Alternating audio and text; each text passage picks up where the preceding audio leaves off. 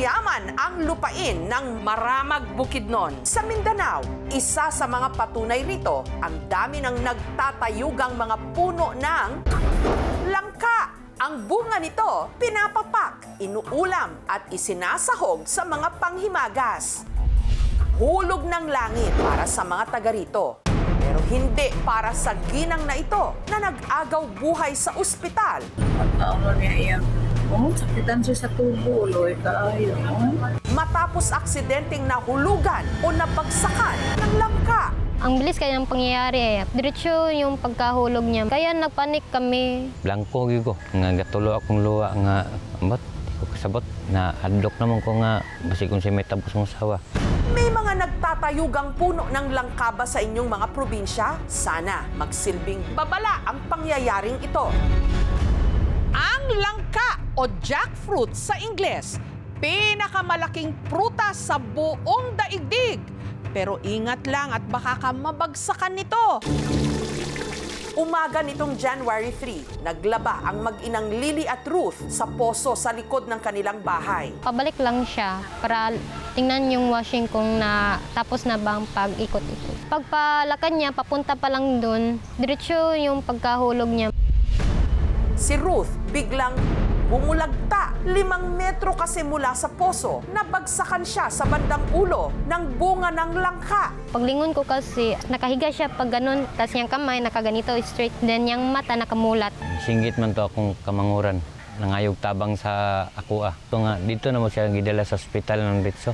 Isinakay nila si Ruth sa tricycle ng kapitbahay nilang si Henaro, na siya ring may-ari ng lupa na kinatitirika ng puno ng langka. Dako akong kabalaka gyud para sa iya. First time gyud nga nahitabo nga diri.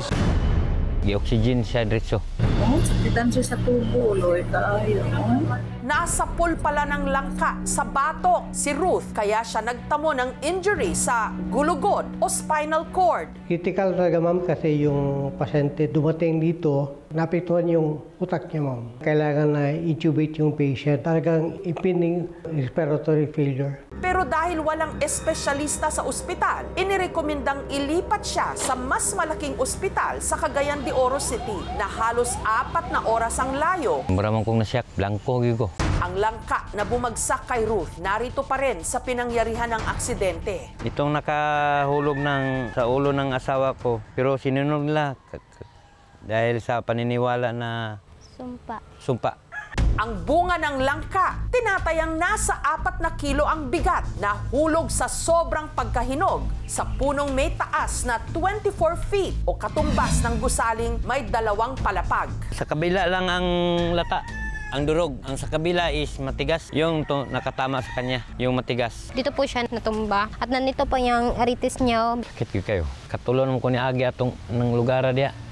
Mandi ma ako natagakan. Kapag ang isang object ay nakabitin sa mas mataas na lugar, ito ay maaaring maging sanhi ng pagkakaroon nito ng mataas na final velocity. At kung ito ay mahulog, ito ay maaaring magkaroon ng higit na mas malakas na impact. Si Henaro, na may-ari ng lupang kinatirika ng puno, balak na raw talagang ipaputol ang mga sanga ng puno ng langka. Lalo't delikado ito kung may bagyo o malakas na hangin. Wala may bakante ang kuan kanang musaka kay napoy trabaho. Natatakot ngayon si Henaro na siya ang masisisi sa nangyari. Nabalaka ko sa akong kaugalingon unsa nagipsaon malagi nga wala man ko'y financial nga kung mapapatunayan na merong kapabayaan sa kanyang part, maaari siyang pagbayarin ng danyos dahil meron tayong konsepto na tinatawag na quasi-delict sa Article 2176 ng Civil Code. Pero ang pamilya ni Ruth, wala raw balak magsampa ng reklamo laban kay Henaro.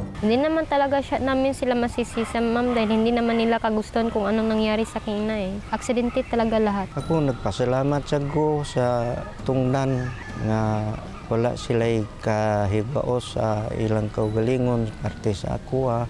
Sa kahilingan ng pamilya at para hindi na rin maulit ang aksidente, ito lang Biyernes, ang puno ng langka pinutol na ng mga kawani ng Municipal Environment and Natural Resources Office ng Maramag sa Bukidnon. Yung ideal na spacing sa pagtatanim ng mga kahoy, at least 10 meters yung distansya.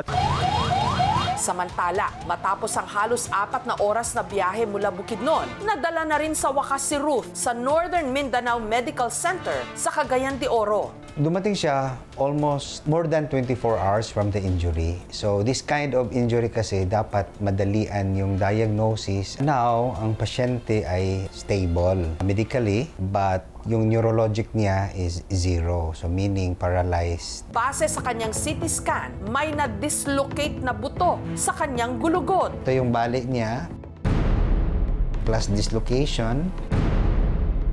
This is the normal CT scan. Malaki yung space ng spinal cord. Sa patient, ipit siya. Si Ruth, kasalukuyang hindi nakakapagsalita at hindi rin maigalaw ang kanyang katawan.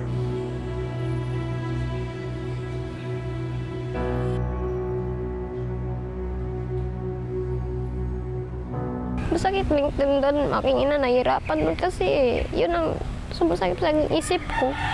Masakit talaga. Lalo na sinasabi sa mga doktor doon na mag-pray na lang talaga. Yung procedure is posterior decompression spinal stabilization. Our goal is to stabilize the spine. The chance na makalakad siya is slim. Ang gagastusin daw sa kanyang operasyon, posibleng umabot sa ₱250,000. 10,000 pesos para po sa family. Pwede po kaming tumulong sa kanila po para mabawasan yung bill nila. Hiniling ko sana na may tumulong sa amin, panggastos ron. Pagpakain lang sa amin kulang pa. Walang-wala talaga kami, ma'am. Sa gusto nga mo tabang, ako naghangyo ko sa inyuhang kaluoy. Unta, makahatag mo, bisag gamay lang ang mga pagtabang.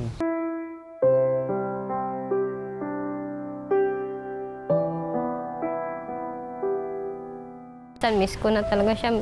Minsan nag-hallucination na lang talaga ako na pagmulat ko, okay lang. Kung pwede lang mabalik yung oras, ma'am.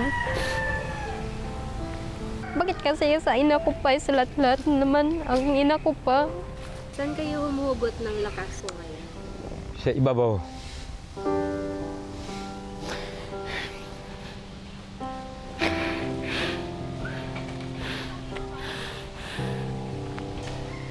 Siyaragi akong gisaligan. Huwag ko ilayang kasumbungan. Ang ako lang mga maulian akong asawa niya mo balik mi sa neutral na mga panginamay. Bahalag pobre kami, ma'am. Basta kay himsog kami, mga pamilya. Sa dami ng gamit ng bunga ng langka, itinuturing itong miracle crop. Ipinapanalangin din ngayon ng pamilya ni Ruth na sana sa kanila magkaroon ng milagro.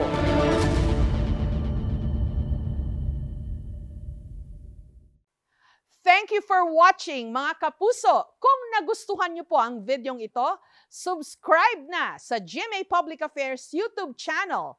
And don't forget to hit the bell button for our latest updates.